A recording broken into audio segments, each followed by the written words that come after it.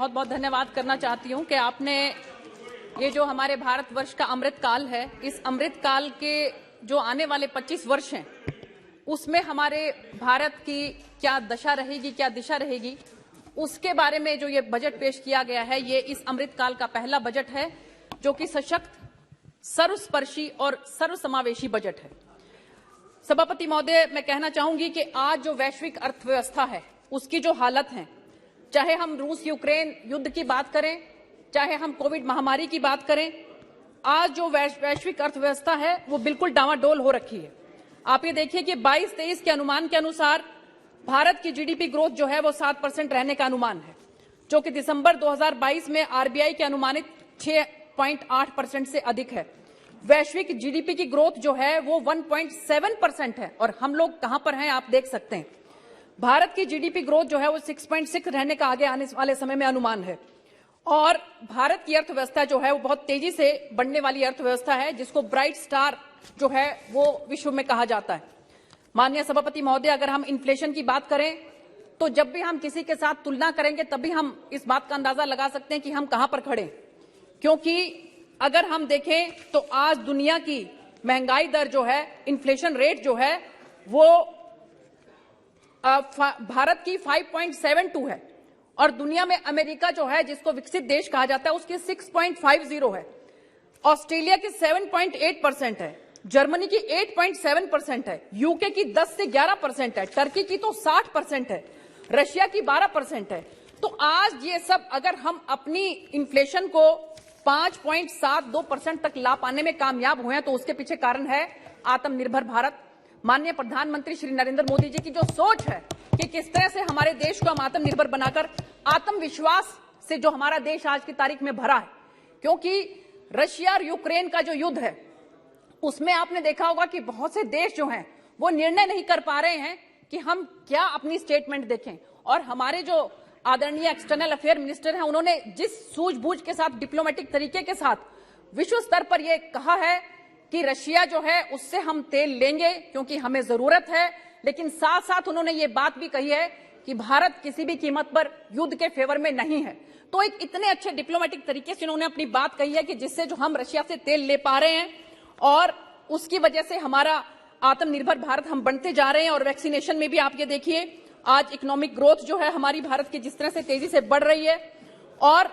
माननीय प्रधानमंत्री जी के नेतृत्व में आप देखिए कि 10वें नंबर से हम छलांग लगाकर आज विश्व की अर्थव्यवस्था में आज हम 5वें नंबर पर पहुंच गए हैं। और आने वाले समय में जिस तरह से हम एक विकासशील देश से विकसित देश की तरफ बढ़ते जा रहे हैं तो सेकंड और थर्ड नंबर पर बहुत जल्द हम पहुंच जाएंगे, इस बात की मुझे पूरी उम्मीद है। ये जो सर्वस्पर्शी और सर्वसमावेशी बजट है, इसके अंदर हम चाहे युवा की बात करें, महिला की बात करें, किसान, ओबीसी, एससी, एसटी, किसी क्लास की बात करें, सबका कुछ ना कुछ इसके अंदर जो है उनको कोई ना कोई इसमें फायदा मिलने वाला है। सभापति महोदय, मुझे ध्यान आ रहा है कि आरबीआई के अनुसार बिहार, केरल, पंजाब, राजस्थान, पश्चिम बंगाल, इनकी अर्थव्यवस्था जो है मंदी के दौर से गुजर रही है और इसका बहुत बड़ा कारण यह है कि वहां की जो राज्य सरकारें हैं वो ठीक तरीके से काम नहीं कर रही हैं। लेकिन हमारी केंद्र सरकार ने स्ट्रक्चरल रिफॉर्म के लिए कैपिटल एक्सपेंडिचर में 1 लाख करोड़ रुपया राज्यों को देने के लिए कहा है, ताकि छोटा किसान जो है उसको फायदा मिल सके और इसके लिए कोऑपरेटिव स्टोर जो है वहां पर बनाए जा सके, डिजिटल लाइब्रेरी बनाई जा सके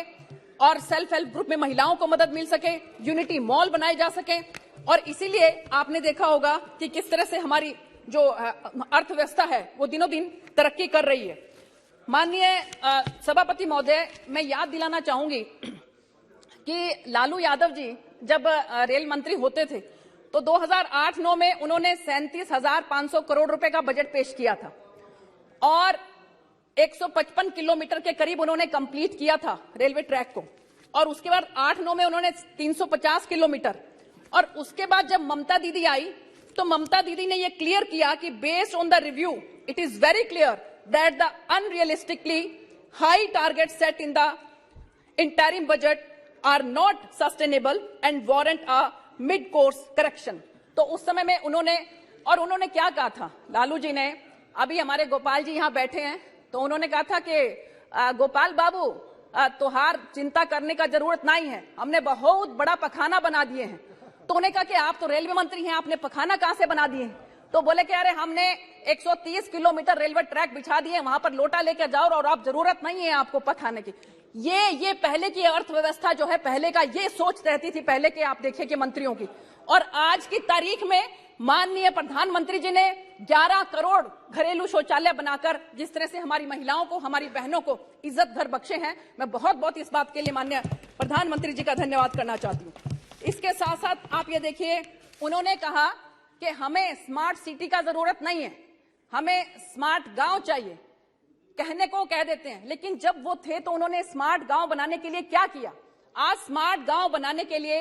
1 डिस्ट्रिक्ट 1 प्रोडक्ट की बात करें, चाहे हम कोऑपरेटिव स्टोर्स की बात करें, चाहे हम मिलेट्स के लिए बात करें, इंटरनेशनल ईयर ऑफ मिलेट्स इसको बनाया गया है, क्योंकि हमारे प्रधानमंत्री जी की सोच ये है कि जो हमारा गरीब किसान है उसको मदद मिलनी चाहिए। और इसलिए आप देखिए कि G20 कंट्रीज के जितने भी देश के यहाँ पर प्रतिनिधि आ रहे हैं, वो लोग पूरे के पूरे हिंदुस्तान के अंदर जगह जगह जाकर घूम रहे हैं और उनको जगह जगह मिलेट्स जो है वो परोसा जा रहा है और बहुत खुश वो अपने आप को महसूस कर रहे हैं। तो जब तक आपकी सोच ये नहीं होगी कि गांव वालों को कैसे आगे बढ़ाया जाए, तब तक आप कैसे, और एक बल्कि कल सवाल भी पूछा जा रहा था माननीय मंत्री जी से, तो वो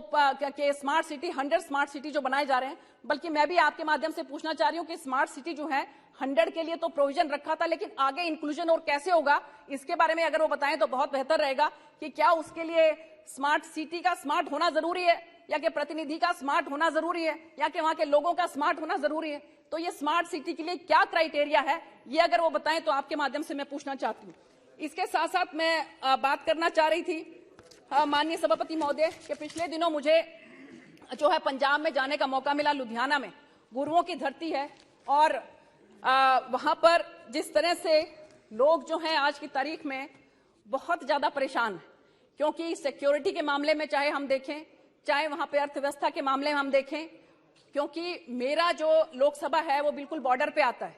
और हमारी कोशिश है कि हमारे युवा नशे से दूर रहें। पर ਤੁਹਾਨੂੰ पता ही है कि वो ਜਿਹੜੇ मुख्यमंत्री ने वो पहले ਇੱਥੇ सांसद भी होंदे सी, ਤੇ ਉਹਨਾਂ ਨੇ ਕੀ ਕੀਤਾ है ਉੱਥੇ ਜਾ ਕੇ, ਨਸ਼ੇ ਚੋਂ ਕਿਵੇਂ ਗੱਲ ਕਰ ਸਕਦੇ ਨੇ ਜਿਹੜੇ ਆਪ ਨਸ਼ੇ 'ਚ ਰਹਿੰਦੇ ਸੀ।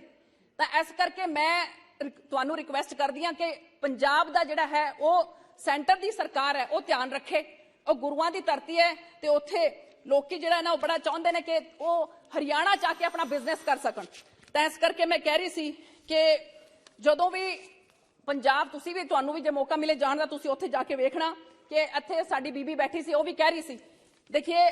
सरकार ने जो एक्स्ट्रा लॉन्ग स्टेपल कॉटन के लिए कहा है, अगर, क्योंकि मेरा जो इलाका है वहां पर भी कॉटन बहुत ज्यादा उगता है, तो आप देखिए यहाँ पर सभापति महोदय कि उसको पीपीपी के माध्यम से वहां पर प्रोडक्शन जो है हमारी आज की तारीख में 3,50,000 से 4 लाख बेल्स होती है, और एक बेल जो है वो 170 किलोग्राम के बराबर होती है, और हमारी 1 मिलियन की जो है हमारी कंजम्पशन है। आप ये देखिए, तो कम से कम भी आप अगर मान के चलें 6 लाख बेल्स जो है हमें इंपोर्ट करने पड़ते हैं।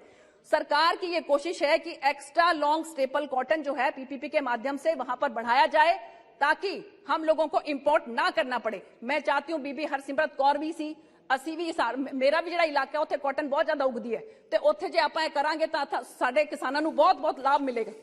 ਤੇ ਤੁਹਾਡੇ माध्यम तो मैं कहना चाहती हूं कि मेरे जी इलाके च रेलवे का बजट कितना ज्यादा बढ़ाया है, तो नरवाणा सिरसा मंडी डब वाली उत्थे रेलवे स्टेशन से आधुनिकरण का वास्ते करता है। पर मेरी कोशिश है, मेरी रिक्वेस्ट है कि जो फतेहाबाद डिस्ट्रिक्ट है उत्थे भी सानू चाहिए रेलवे फैसिलिटीज। तो इहदे साथ साथ मैं कह रही हूं माननीय सभापति महोदय कि जेडे नशे वास्ते ਆਪਾਂ कुछ ना कुछ करिए, क्योंकि उत्थे जी थैंक यू, धन्यवाद जी। एक मिनट और चाहिए। देखिए माननीय प्रधानमंत्री जी मैं विश्वास दिलाना चाहती हूं कि सारी जनता जिहड़ी है वो उन्हां दे नाल है। वो जदों भी कोई शुभ काम करन चलदे ने ना, वो की कह के चलदे ने कि देश शिवा वर मोह एह, शुभ कर्मण तो कब हूं न टरूं, ना डरूं अरिसों जब जाए लड़ूं, निश्चय कर अपनी जीत करूं। गुजरात भी ऐसी जीत हासिल की है। एक मिनट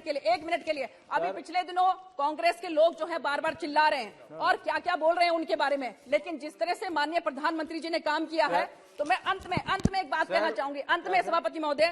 कि कैसे मंजर सामने आने लगे हैं, गाते गाते लोग चिल्लाने लगे हैं, वो सलीबों के करीब आए तो हमको कायदे कानून समझाने लगे हैं। बहुत बहुत धन्यवाद सभापति महोदय।